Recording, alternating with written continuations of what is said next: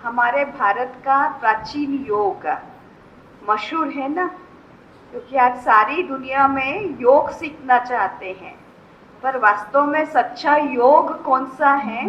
योग दिवस के रूप में हम करते हैं तो जिसमें संपूर्ण स्वास्थ्य प्राप्त हो सके, वो योग है राजयोग।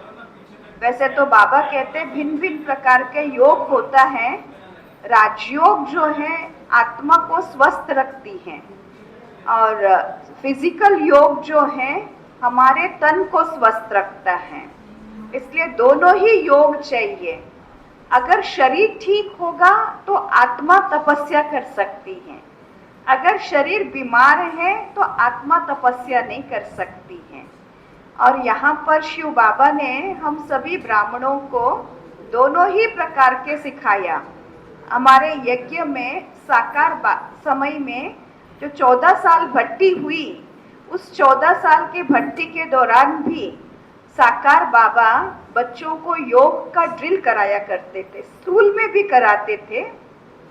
सुबह अमृत वेले का जो राजयोग है वो भी कराते थे, और स्थूल रूप में भी योग का ड्रिल कराते थे।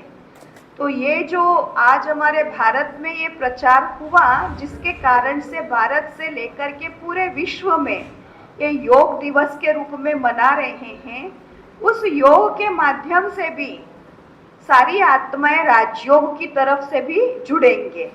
तो आज सरकार भी इस चीज को मान्यता देती है कि राजयोग भी बहुत जरूरी है स्थूल योग के साथ साथ।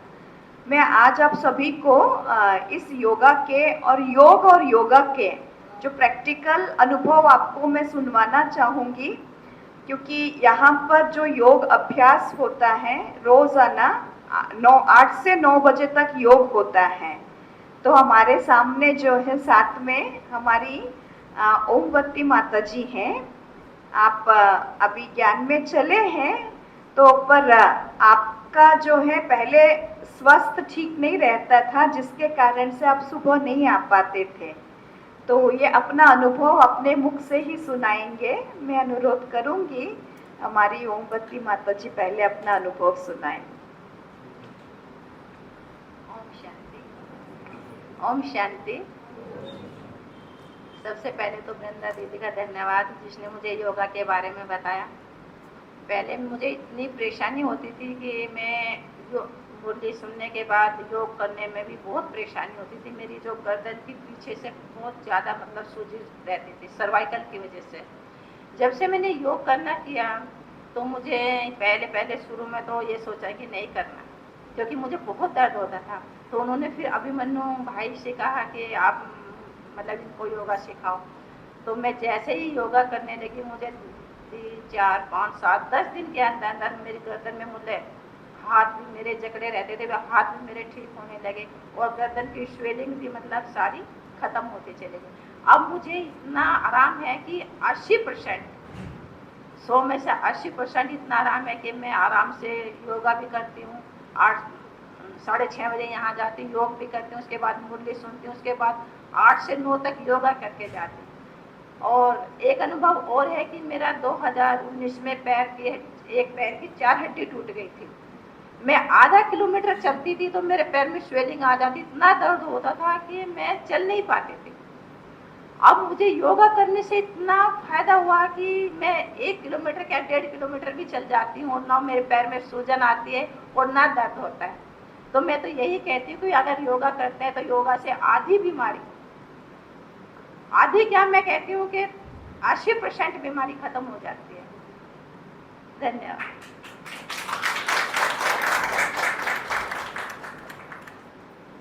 तो हम राजयोग का भी अभ्यास करेंगे, परंतु उससे पहले जो है हम योगा का प्रैक्टिस करेंगे। तो अभी मैं अभिमन्यु भाई को आगे बुलाती हूँ, और परमानंद भाई साहब आप भी आगे आ जाइएगा। तो ये दोनों मिल करके आपको योगा कराएंगे। जब भी आप कोई मूवमेंट करेंगे, आपका ध्यान आपकी सांसों के साथ साथ उस एक्सरसाइज के बेनिफिट को दिमाग में रिकॉल करना है आपको। अगर आप जो भी आप हाथ की मूवमेंट कर रहे हैं, तो हाथ में होने वाले खिंचाव को, उसके बदलाव को महसूस करना है। अगर आप किसी भी एक्सरसाइज को करते हैं अपनी सांसों को और उसके बेनिफिट को अपने दिमाग में घुमाते हैं तो वो एक्सरसाइज आपका पूरा पूरा लाभ देती है, क्योंकि जब भी आपका ध्यान बाहरी तरफ होगा और आंतरिक तौर पे नहीं होगा वो एक्सरसाइज आपको फायदा नहीं देगी। तो जब भी हम ये प्राणायाम करेंगे, ये आसन करेंगे या कोई भी एक्सरसाइज करेंगे, आपको 2 रूल्स फॉलो करने हैं। पहला रूल्स, आपका ध्यान सांसों पे। दूसरा, धीरे धीरे सांसों से हटकर उस बेनिफिट को अपने दिमाग में रिकॉल करेंगे, उस बॉडी के ऑर्गन को देखेंगे।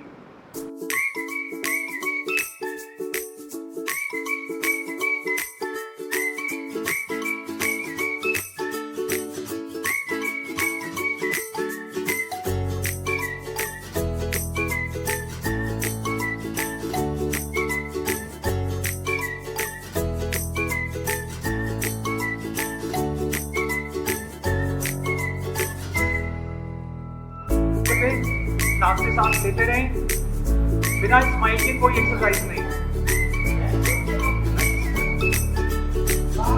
स्माइल मेंटेन रहे, थकावट बिल्कुल नहीं होगी। नाक से सांस लेते रहें, आपका ब्रेन रिस्पॉन्ड करेगा आपकी बॉडी के पार्ट के साथ। लंबा गहरा सांस भरें, छोड़ते समय नीचे। 1 2 3 4 5 3 4 5 6 7 8 9 10 11। रिलैक्स।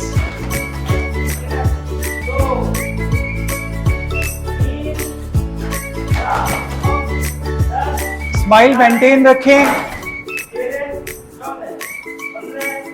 जो उछल नहीं पा रहे वैसे भी कर सकते हैं, स्माइल मेंटेन रहे बस।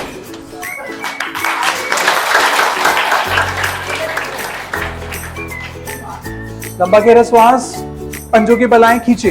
1 2 8 9 10 11। रिलैक्स। वापस से सामने हाथों को लाएं और धीरे धीरे नीचे।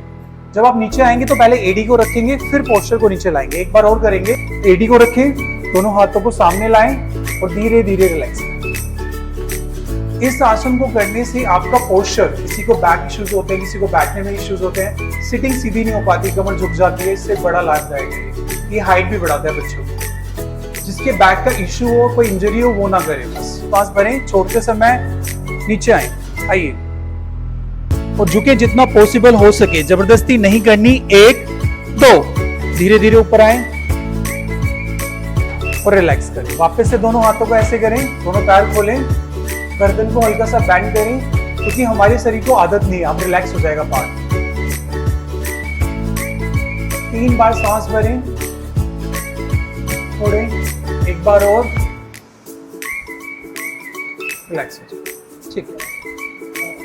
हाँ, वापस से इसी को एक बार और करेंगे। लंबा गहरा सांस भरें, कमर के बल बैंड होए, कमर के बल जितना पॉसिबल हो सके।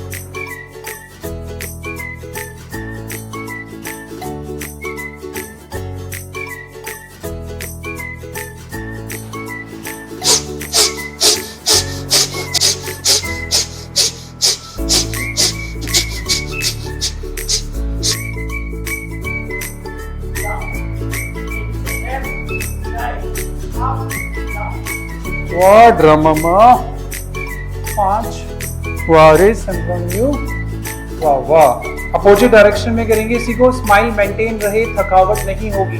शरीर को खींच के रखें, गर्दन ही एक्टिवेट करनी है। चलिए लेफ्ट से 5, रिलैक्स कर। दोनों हाथों को ढीला छोड़ें।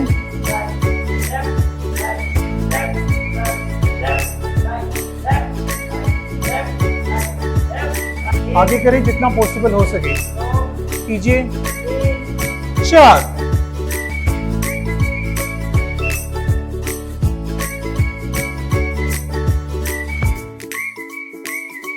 3 4 5 स्माइल मेंटेन रहे। 6 7 8।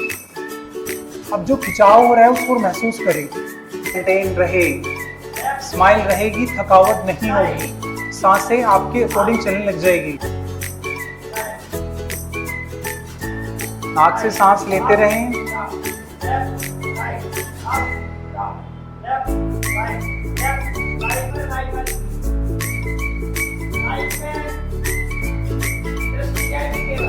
कितनी भी आंखों की बीमारी हो वो भी ठीक हो जाएगी इससे, अगर आपका ध्यान आपकी सांसों के साथ इस मूवमेंट कर रहा है।